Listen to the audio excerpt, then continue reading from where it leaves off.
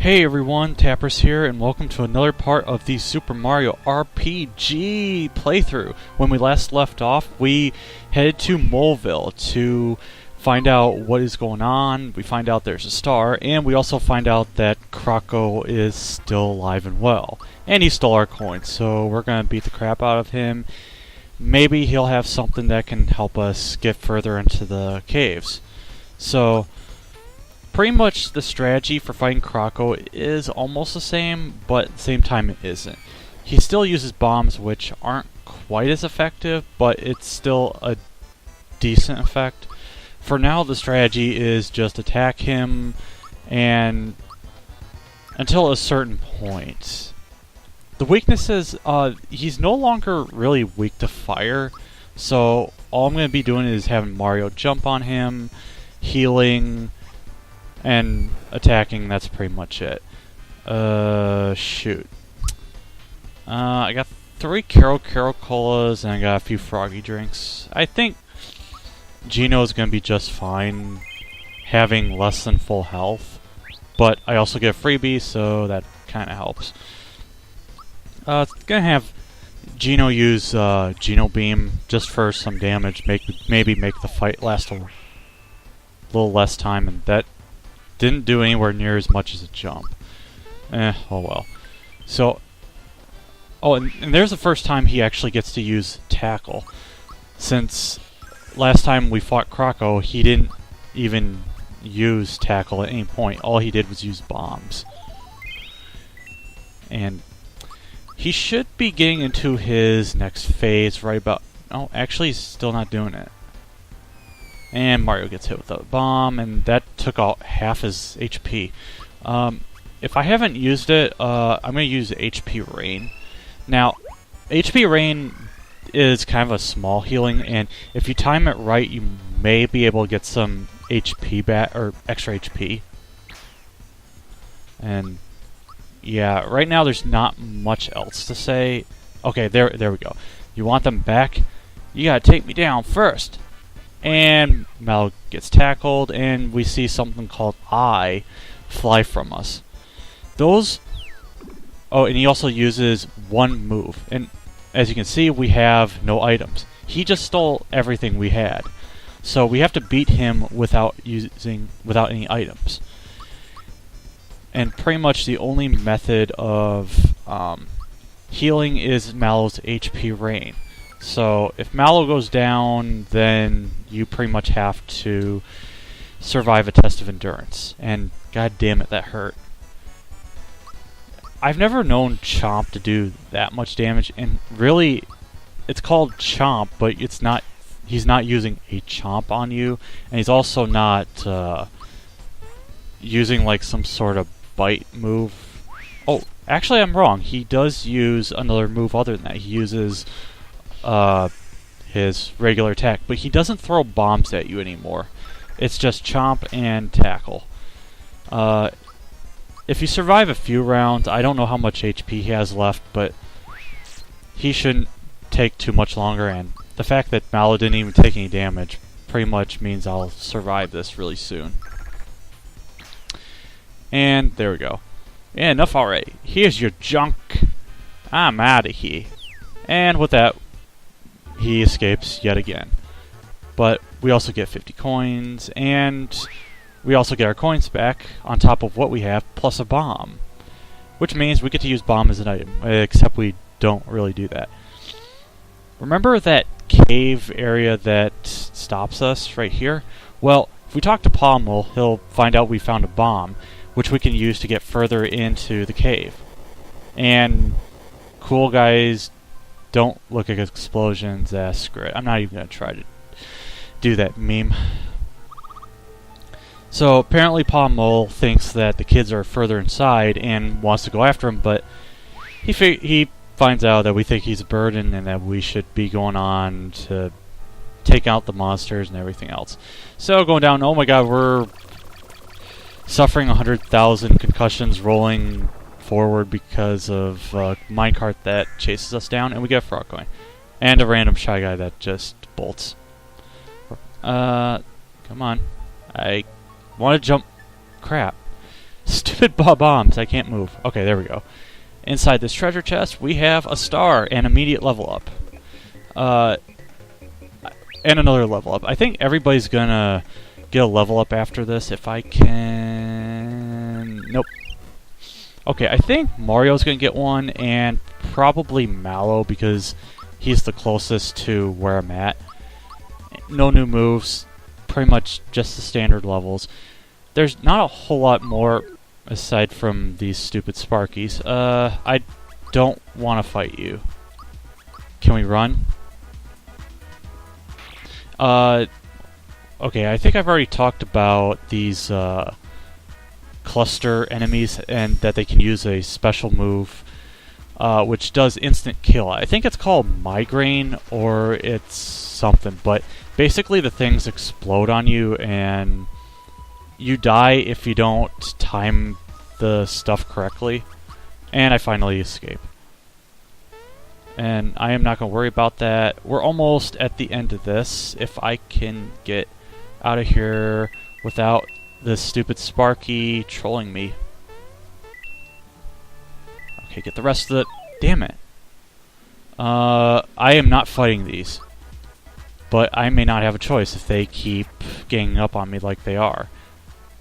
Echo Finder. That is an attack muting move, if that makes any sort of sense. It does such brain damage you take damage. I don't think that made any sense. Come on.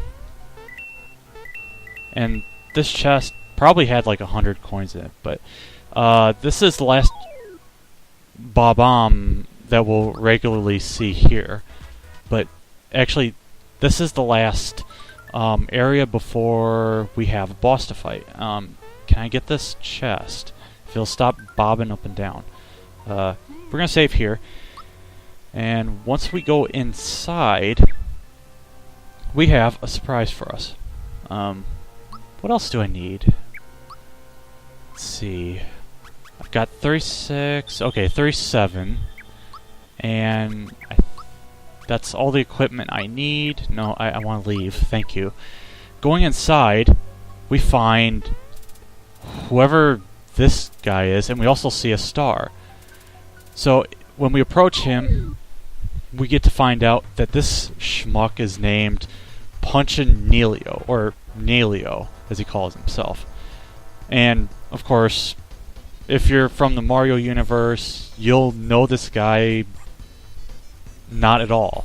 Except that this is a guy who wants to become famous, and he's going to make an example out of us. Is he from the Smithy Gang?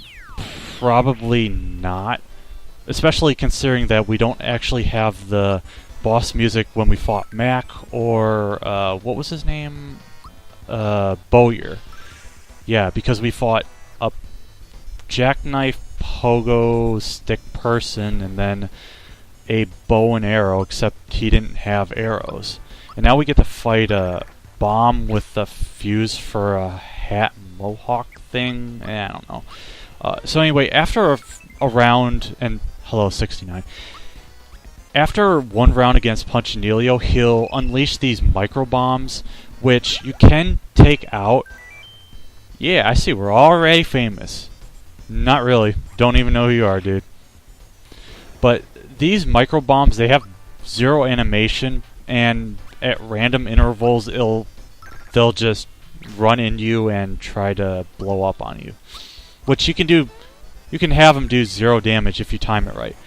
If you do enough damage, the micro bombs, if there's any, will explode, and now you have to fight Bob-ombs alongside him. Back then, when I fought Puncho, I ended up taking out the Bob-ombs before I attacked him for absolutely no reason, and I made the fight last longer, but hey, it works. I mean, it just didn't feel right to just take out the boss without taking out the grunts and all that. I love how explosions can end up doing 0 damage when you just duck or put your hands in front of it. But yeah, his next phase should be done with really soon, or he just sends out another batch of bombs. But knowing my luck, he's going to be done on this attack, right? Okay, that's the second phase. And now, it's clobbering time! And he sends out 3 Meso Bombs, which also have no animation, and they hurt like hell if they blow up on you. Now, one interesting thing to note about Punchinelio is, well, aside from the fact that he's using and Maladies, fortunately I have pick-me-ups, because I kind of need those in case those Meso Bombs completely own me. Punchinelio is actually immune to jump, but because I have the jump shoes, it does considerable damage. I think he might be weak to lightning or some other attack that I'm not thinking of. Maybe fire, because you light his fuse and he blows up on you, and all that other good stuff. That should be... Yep, and that's it. Must be dreaming. I'm brewing. I didn't want to do this, but now I have no choice. I think he's bluffing. Yeah, he probably has a 7 deuce off suit with what he's going to attack us with. So take your best shot. I've got my pride, and now you're in for it.